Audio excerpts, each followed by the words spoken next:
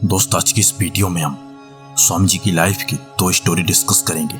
सो आपसे एक रिक्वेस्ट है कि आप एक भी स्टोरी को मिस मत करिएगा, क्योंकि कोई भी एक स्टोरी आपका नजरिया बदल सकती है। सो अब वीडियो स्टार्ट करते हैं विदाउट एनी डिले। एक बार स्वामी जी से किसी बंदे ने एक प्रश्न किया कि स्वामी जी, किसी की संगति हमारे जीवन को कैसे प्रभावित कर सकती है, कैसे इफेक्ट डाल सकती है। इस पर जवाब देते हुए स्वामी जी ने कहा कि किसी जंगल में एक शेरनी और उसके 2 बच्चे रहा करते थे। लेकिन एक दिन शेरनी के उन बच्चों के सामने कुछ भेड़ियों का झुंड आ जाता है, जिससे डर कर शेरनी का एक बच्चा अपना रास्ता भटक गया और उन भेड़ियों के साथ चला जाता है। वहीं दूसरा बच्चा शेरनी के पास चला गया। कई सालों बाद जब शेरनी का दूसरा बच्चा अपने पहले भाई को देखता है तो वो पहचान जाता है, लेकिन पहला वाला बच्चा शेरनी के दूसरे बच्चे को पहचानने से इनकार कर देता है, क्योंकि वो जब से छोटा होता है तब से आज तक वो भेड़ियों के साथ रह रहा था। इसकी वजह से उसकी चाल, ढाल, हाव भाव सब कुछ भेड़ियों के जैसे हो गया था।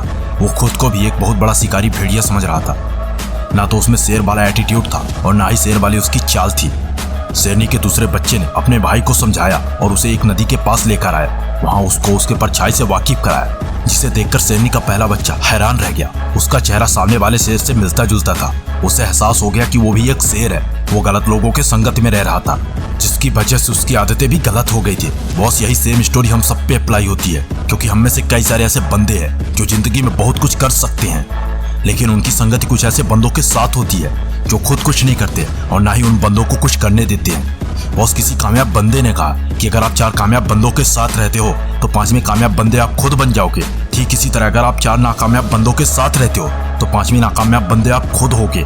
तो अब ये डिपेंड आप पर करता है कि आपकी संगत किसकी करनी है, शेर की या भेड़िए की। Story number 2। एक शाम की बात है। स्वामी जी अपने बगीचे में टहल रहे थे, तभी उनसे मिलने एक व्यक्ति आता है जो काफी परेशान और थका हुआ दिख रहा था। स्वामी जी से मिलते ही उसने कहा कि स्वामी जी, मैंने अपनी जिंदगी में कई सारे काम किए हैं और लगभग सभी काम मुझसे आते हैं, लेकिन मेरा व्यापार किसी में भी सफल न रहा और इस बात से मैं काफी दुखी हूँ। आप मेरे असफल होने का कारण बता दीजिए।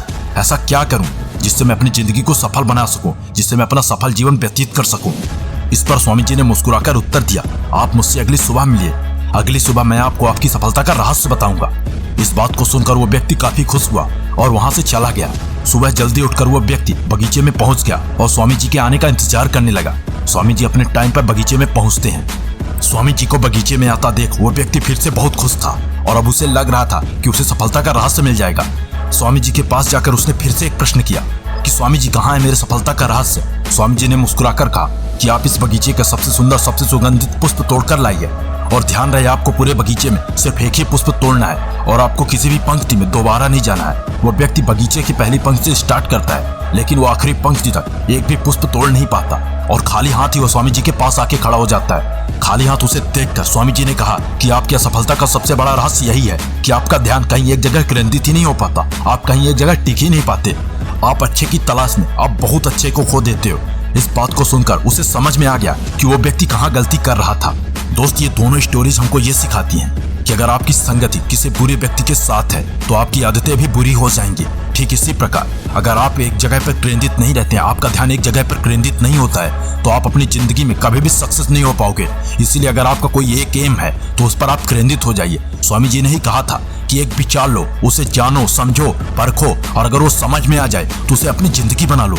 लेकिन यहाँ इंसान तो दर दर भटक रहा है, सामने वाले को देखकर उसी के जैसे बनने की नाकामयाब कोशिश किए जा रहा है। पर बॉस, आप यूनिक हो, आपको खुद में फोकस करना चाहिए और ये देखना चाहिए कि आपका टैलेंट कहाँ है, आप कहाँ बहुत अच्छा कर सकते हो।